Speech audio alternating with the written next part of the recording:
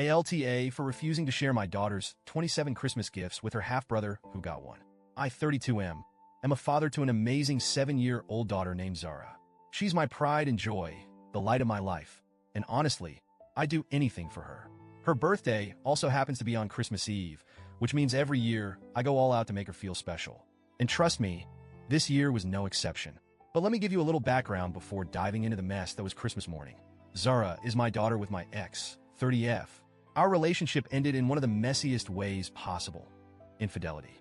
While we were still together, she cheated on me and ended up getting pregnant with another man's child.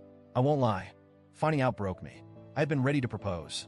I had been planning our future together, and in one moment, everything came crashing down. When the truth came out, I kicked her out. She ended up having the baby, a little boy who's now 5. The biological father is a deadbeat who pops in and out of the kid's life whenever he feels like playing Dad of the Year. As a result, my ex has full custody of her son.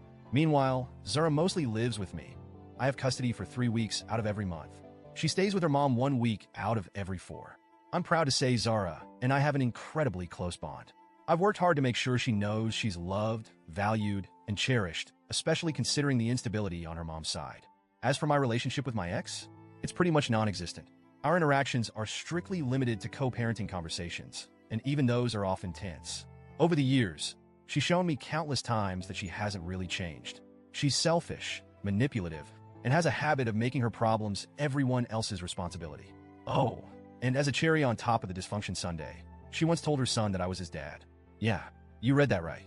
I've corrected him whenever possible, but it's clear my ex hasn't stopped feeding him that narrative. It's beyond messed up, and I still don't understand her logic there. Anyway, let's fast forward to this past Christmas. As I mentioned, Zara's birthday is Christmas Eve. I've always tried to make sure she doesn't feel overshadowed by Christmas. I buy her birthday presents and Christmas presents separately, and we celebrate each occasion fully. This year I went all out. 20 gifts from me, 5 gifts from my brother, her uncle, 2 gifts from her mom. That's 27 gifts in total. They range from big-ticket items like a brand new bike and a Kindle to smaller things she had specifically asked for: a chemistry kit, new art supplies, and her favorite toys. About a week before Christmas, Zara told me something odd. She said her mom wanted to spend Christmas as one family this year. But when I pressed her, it became clear that it wasn't her idea, it was her mom's. My ex had tried to make it seem like Zara wanted us all to be together, but Zara admitted she didn't really care either way.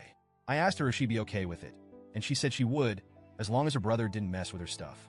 Apparently, he has a habit of grabbing her toys, breaking things, and generally being a typical annoying little sibling.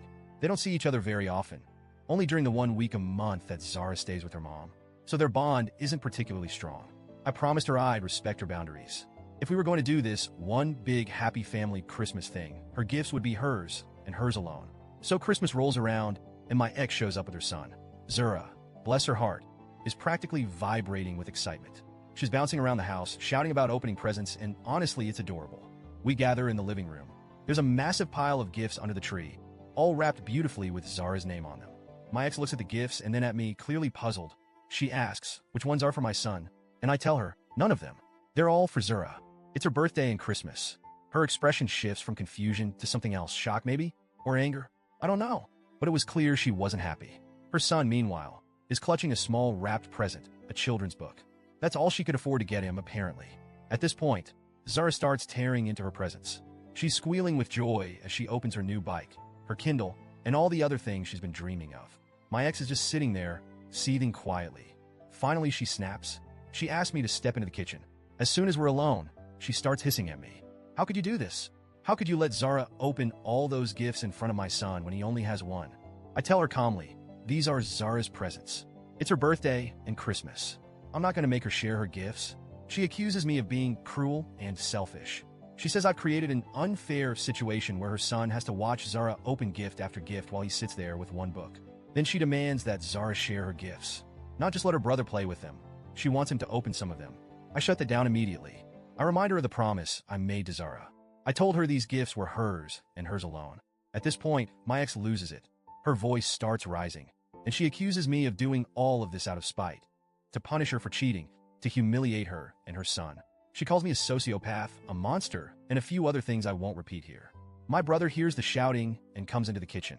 He tries to defuse the situation by pulling out some cash and offering to give it to her son. But I stop him. This isn't his problem, and it isn't about money. I turn to my ex and tell her, very clearly, "Get out of my house."